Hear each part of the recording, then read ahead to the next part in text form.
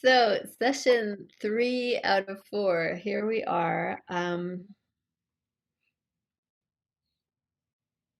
We will, of course, be curious at the end of the 4 sessions if anyone from this group wants to just continue using grief as a subject to keep going, or if we should take a break for a while and then maybe start it up again.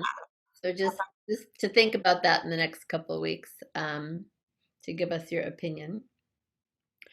So, as you know, along with this class, I've been reading Francis Weller's book, The Wild Edge of Sorrow. And the third gate of grief that he talks about in his book is it's about the sorrows of the world and the grief that we feel around the sorrows of the world, which certainly I don't think there's anyone who's not experiencing that now and since March.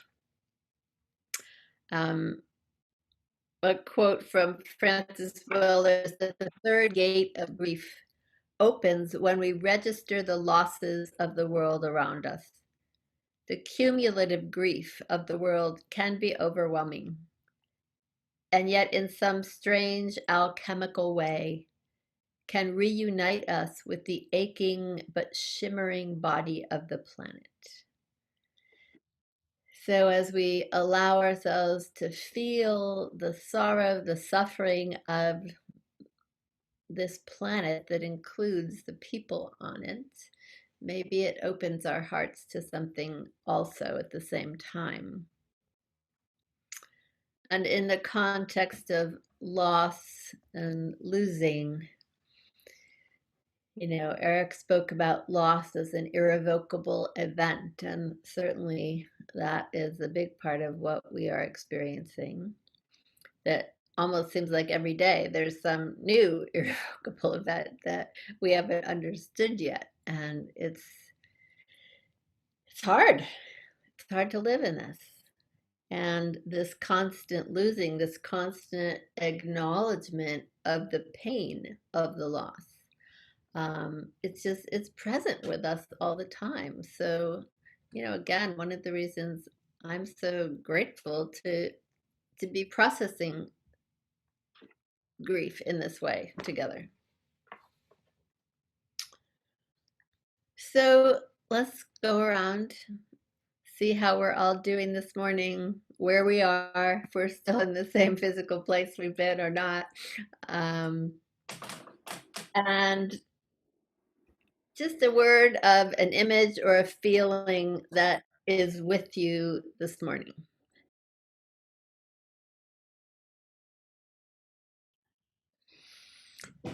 Gail, do you have a word for today? My word for today is soar. SOAR? SRE. Oh, sorry. Okay. I feel that way too. Oh, well, I'm here in my little black office in San Francisco, and word for the day is wonder, because I woke up with an amazing dream of my friend who died 10 days ago, visiting me. She was so elated and playing a snare drum, and it makes me wonder.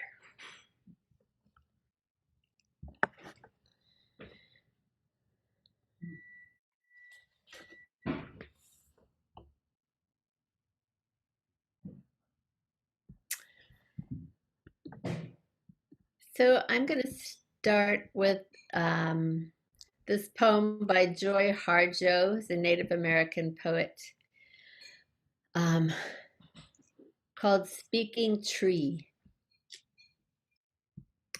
It starts with a quote by Sandra Cisneros. I had a beautiful dream. I was dancing with a tree. Some things on this earth are unspeakable. Genealogy of the broken. A shy wind threading a shy wind threading leaves after a massacre, or the smell of coffee and no one there. Some humans say trees are not sentient beings, but they do not understand poetry. Nor can they hear the singing of trees when they are fed by wind or water music, or hear their cries of anguish when they are broken and bereft. Now I am a woman longing to be a tree, planted in a moist, dark earth between sunrise and sunset. I cannot walk through all realms. I carry a yearning I cannot bear alone in the dark. What shall I do with all this heartache? The deepest rooted dream of a tree is to walk, even just a little ways, from the place next to the doorway to the edge of the river of life and drink. I have heard trees talking long after the sun has gone down. Imagine what it would be like to dance close together in this land of water and knowledge, to drink deep what is undrinkable.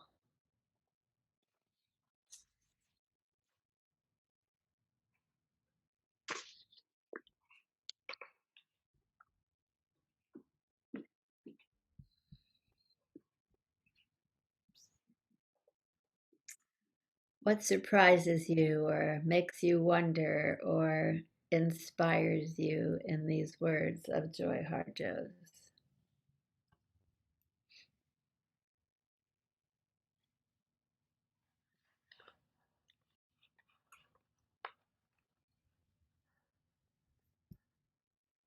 I am a woman longing to be a tree.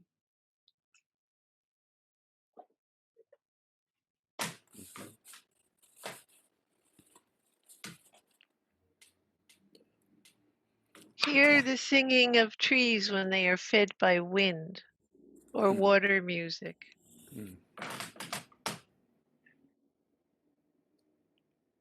Between sunrise and sunset, and dance close together.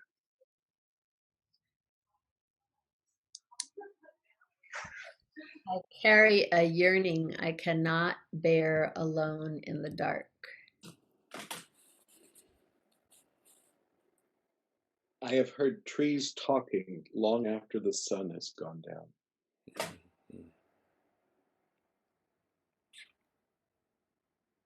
To drink deep what is undrinkable.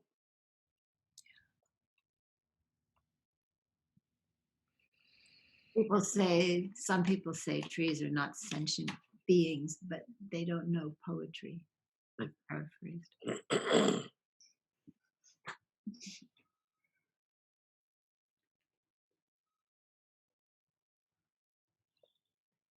You like this poem? Yeah. I like this poem a lot. So let's either use the line that jumped out at you the most, or you can always use some things on this earth are unspeakable. What shall I do with all this heartache?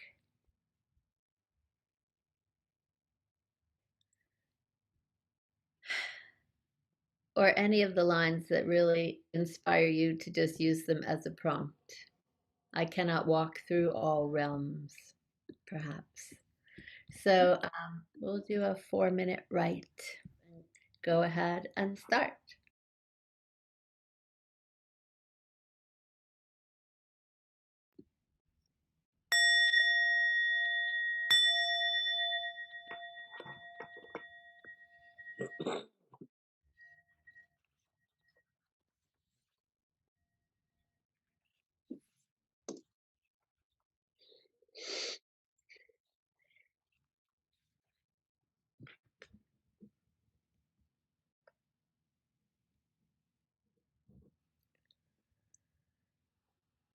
Would someone like to read?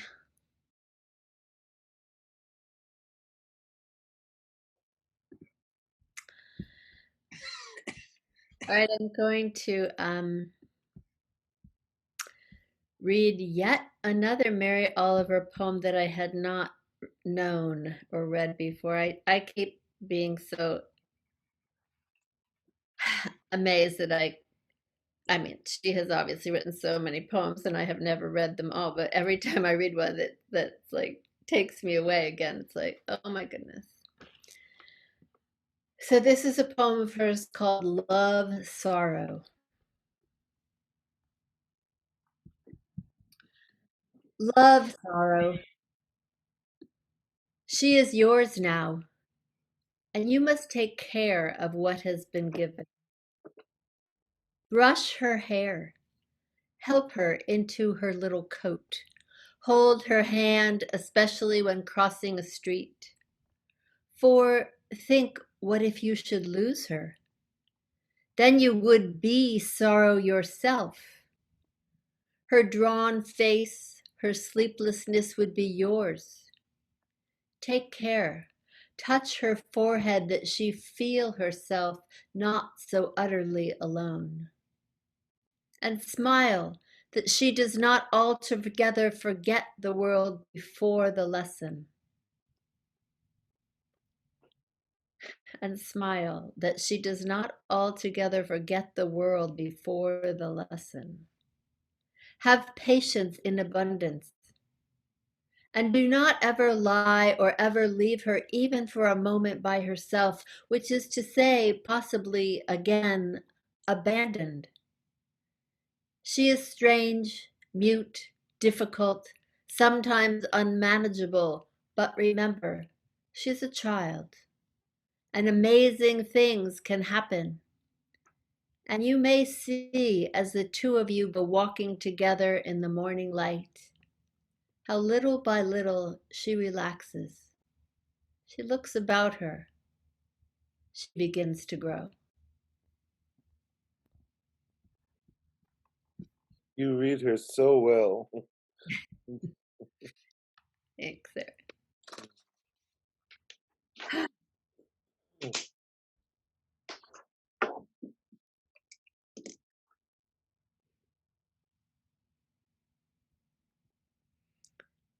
She is yours now, and you must take care of what has been given.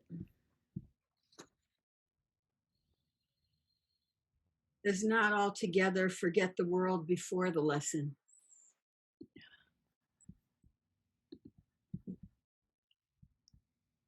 Have patience in abundance.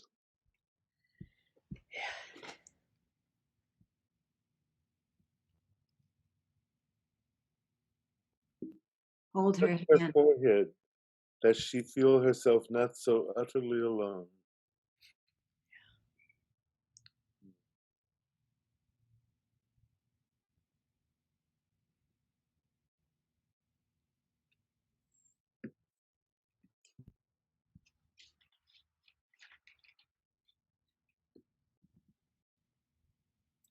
She is strange, mute, difficult, sometimes unmanageable.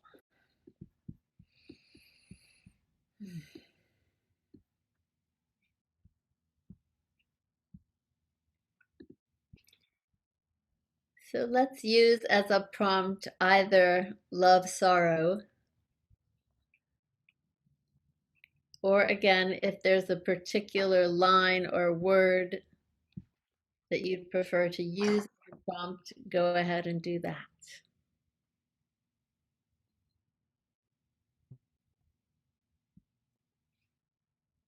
Have patience in abundance, perhaps. So go ahead and we'll do a 3-minute write.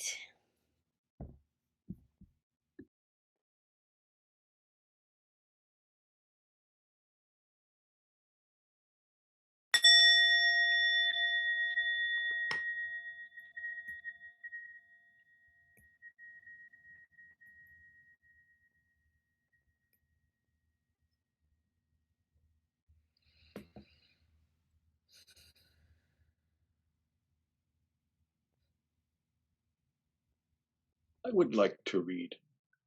Please do.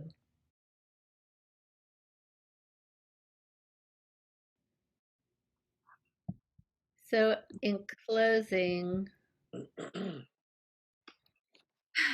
going to read this last poem that, to me, all these poems are connected around the sorrow of this world, speaking the unspeakable, the abundance of sorrow.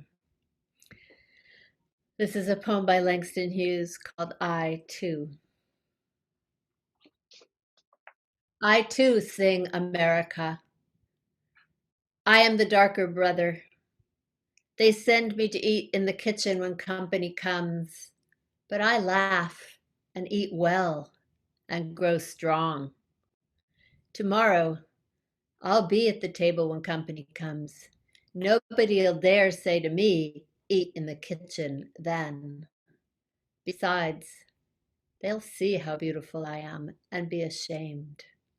I too am America.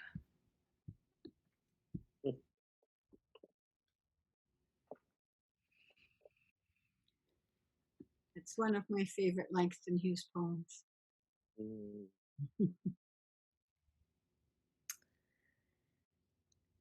So as we